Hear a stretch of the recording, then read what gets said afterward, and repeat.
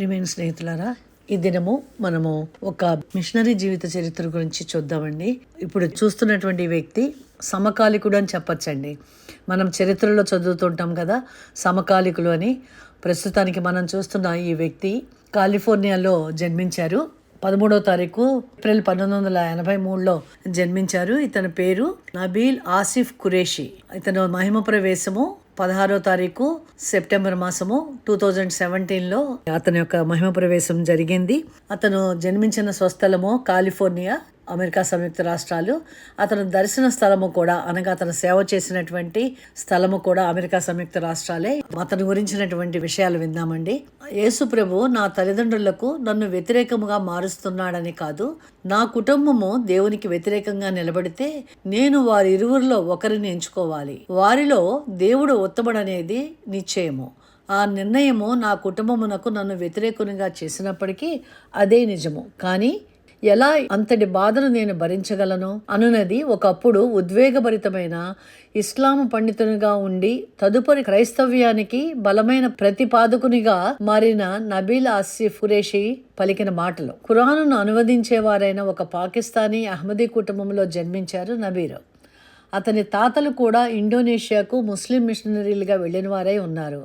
అటువంటి దృఢమైన ఇస్లాం మత నేపథ్యం ఉన్న నబీల్ ఒకవైపు వైద్య శాస్త్రంను అభ్యసిస్తూనే ఇస్లాం మతాన్ని కూడా అభ్యసించారు. అతను క్రైస్తవులతో మతపరమైన చర్చలను కలిగి ఉండేవారు.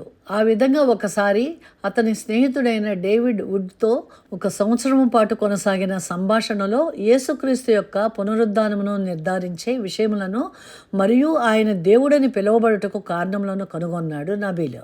ఒకవైపు అద్వితీయ సత్యదేవుడు, మరొక వైపు తన కుటుంబము. వారి ఇరువురిలో ఎవరిని ఎంచుకోవాలని ఎంతో సతమతమైపోయిన నబీల్ చివరికి ప్రభువైన యేసుక్రీస్తును తన స్వరక్షకునిగా అంగీకరించారు. అతను చెప్పినది ఏమిటంటే, యేసును వెంబడించుటకు సమస్తమైన శ్రమలను అనుభవించటం తగినదే, ఎందుకంటే ఆయన అంతటి అద్భుతమైన వాడు. వైద్యునిగా పట్టభద్రులైన నబీలు వేదాంత శాస్త్రము మరియు తత్వశాస్త్రములను కూడా అభ్యసించారు. రవి జకరియాస్తో కలిసి పనిచేసిన అతను క్రైస్తవ్యానికి సంబంధించిన క్లిష్టమైన మరియు నిర్దిష్టమైన ప్రశ్నలకు సున్నితంగాను మరియు గౌరవంగాను సమాధానం ఇచ్చేవారు. అతను అరబ్బుల పండుగ వేడుకలకు వెళ్ళి యేసుక్రీస్తు యొక్క దైవత్వంలోని సత్యమును గురించి ముస్లింలతో అద్భుతమైన రీతిలో సంభాషించేవారు. అతను శక్తివంతమైన వక్త మరియు బలముగా చర్చించగలరు. అతని మాటలు ఎంతో మంది హృదయములను తాకాయి. అయితే ఈ కారణముగానే అతను పలుమార్లు అరెస్టు చేయబడ్డారు.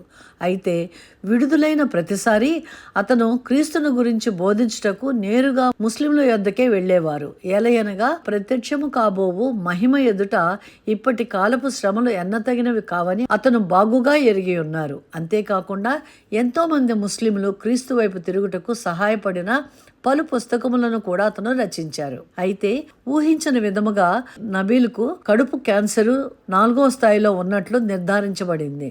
చివరికి అతను పొట్టభాగమును కూడా తీసివేసినంతటి ఎంతో తీవ్రమైన చికిత్స పొందిన తరువాత కేవలము 34 సంవత్సరాల మిగుల లేత ప్రాయంలోనే ప్రభువునందు నిద్రించారు నబీల్ ఆసిఫ్ ఖురేషి. ప్రియమైన వారలారా, మీరు ఏమి ఎంచుకుంటున్నారు? మీ స్నేహితులను మరియు కుటుంబమునా లేక దేవునినా? నిజమే కదండి.